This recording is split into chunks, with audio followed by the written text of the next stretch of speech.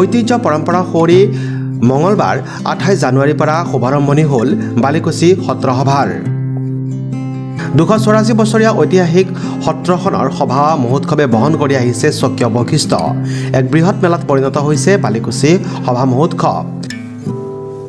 দৰং কামৰূপৰ সীমান্ত বৰনদী পাৰৰ সত্ৰ সভাত আধ্যাত্মিক দিশৰ উপৰিও ইয়াত মেলামুখিতাই আকৰ্ষিত কৰিছে বৃহত্তৰ ৰাইজক এইবেলি 28 জানুৱাৰীৰ পৰা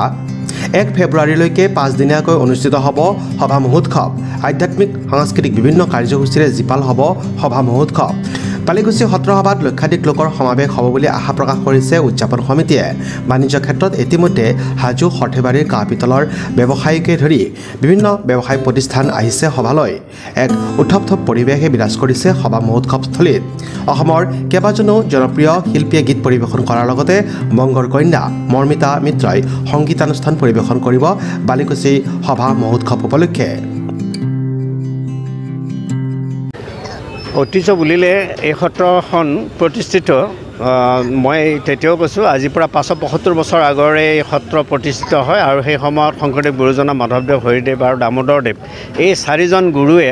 অসমৰ বিভিন্ন প্ৰান্তত প্ৰতিষ্ঠিত কৰা সত্ৰৰ ভিতৰত বালিকুছি সত্ৰখনো অন্তৰ্নিহিত হৈ আছে আৰু ইয়াত আমাৰ এখন মূল সত্ৰ বুলি ক'ব লাগিব ভিতৰত এই সত্ৰখনৰ 5 বিঘা মাটি ইয়াত আছিলে আৰু সেই সময়ত ইয়াত আমাৰ যিটো মাঘৰ অমাৱস্যা তিথিত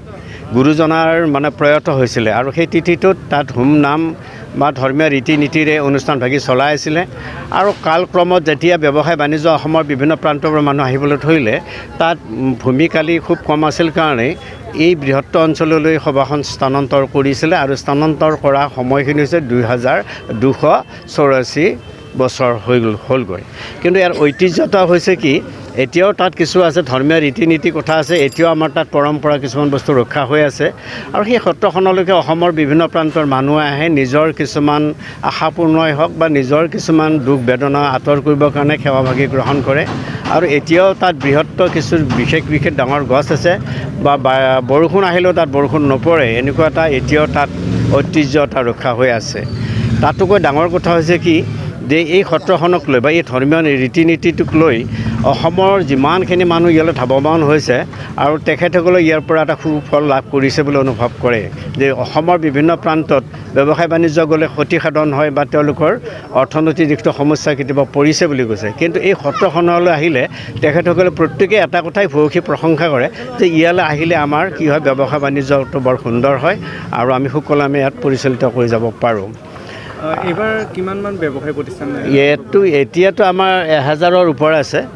প্ৰায় 1500মান ব্যৱসায় প্ৰতিষ্ঠান ইয়াত উপস্থিত হৈছে আমি ঠাই দিব পৰা নাই আমাৰ মাটিকালি ইয়াত 14 বিঘা মাটি আছে 14 বিঘা মাটিত যিখিনি ব্যৱসায় প্ৰতিষ্ঠান আগে পিছে আছিলে এইবাৰতো যথেষ্ট আহিছে কিছু উলটি যাবলগীয়া হৈছে হয় কেইদিনীয়াকৈ অনুষ্ঠান ইয়াত আমাৰ আগত আছিলে প্ৰথম আছিলে আচলতে 3 দিনে আছিলে তাৰপিছত 4 হৈ গ'ল এতিয়া 5 হ'ব গ'লে এতিয়া 6 দিন যদি আমি চাবলৈ যাওঁ আজি সোমবাৰ নেক্সট সোমবাৰলৈ থাকিব 7 দিনলৈ এতিয়া সভাখন গতি কৰিছে ইয়াত এই সত্ৰসভাত বিশেষ ব্যক্তি কোনোবাই অংশগ্ৰহণ কৰিব বিশেষ ব্যক্তি আমি মাতোঁ তেনে বিধায়কটো থাকিব সমষ্টিত তাৰপিছত আমি তেনেকুৱা ধৰণৰ বিষয়ববীয়া মন্ত্ৰীকো মাতিছোঁ আৰু আমাৰ দৰঙৰ যিটো চিপাজাৰ সমষ্টি হয় বিধানসভা সমষ্টি তাৰ পৰা বিধায়ক আমি পৰমানন্দ ৰাজবংশী দেৱকো আমি আমন্ত্ৰণ জনাইছোঁ আৰু তেখেতসকলে ইয়াত সেৱা ভাগি ল'বলৈ আহে আৰু পাৰিলে কেতিয়াবা সৰু সুৰা এটা অনুদানৰ চিন্তা চৰ্চা লয় কাৰণ ইয়াৰ আশীষে তেওঁলোকৰ ভৱিষ্যতে বৰ সুন্দৰ বা অনাগত জীৱনৰ কিছু সুফল লাভ কৰা বুলি অনুভৱ কৰিও ইয়ালৈ সেৱা ল'বলৈ আহে কি ক'লে ধৰ্মীয় অনুষ্ঠানটো আজি আমাৰ আৰিয়া প্ৰজ্বলন আছে ইয়াৰ পৰা কিছু দূৰত মূল যিখন সত্ৰ তাত আৰিয়া প্ৰজ্বলন হ'ব অসংখ্য ভকতৰ সমাগম হ'ব আৰু ইয়াত আমাৰ আৰিয়া প্ৰজ্বলন হ'ব ইয়াত অসংখ্য ভকতৰ সমাগম হ'ব দুঠাইতে ভকতসকলে ৰাতি খোৱা লোৱাৰ ব্যৱস্থা থাকিব অহাকালি সেইখন সত্ৰত আছে হোমনামৰ ব্যৱস্থা আছে ইয়াত ভাগৱত পাঠ চলিব তাৰপিছত প্ৰতিদিনে ইয়াত ভাগৱত পাঠ আৰম্ভ হ'ব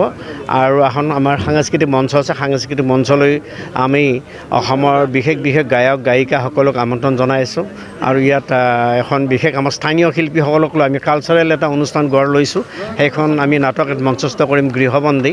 আৰু নাটকখন আমি ৰচনা কৰিছিলোঁ আৰু ইয়াত অঞ্চলৰ ল'ৰা ছোৱালীবিলাকক আমি কালচাৰেল বা এটা যে সাংস্কৃতিক দিশ এই দিশত তেওঁলোকক আগুৱাই নিব লাগে অকল ধৰ্মৰ কথা ভাবিলে নহ'ব বাণিজ্যৰ কথা ভাবিলে নহ'ব সেইখিনিও আমি মঞ্চখনত গোটেই ল'ৰা ছোৱালীসকলক উঠীয়া প্ৰজন্মক সেইকণ সুবিধা দিছোঁ ইয়াত গীত নৃত্য পৰিৱেশন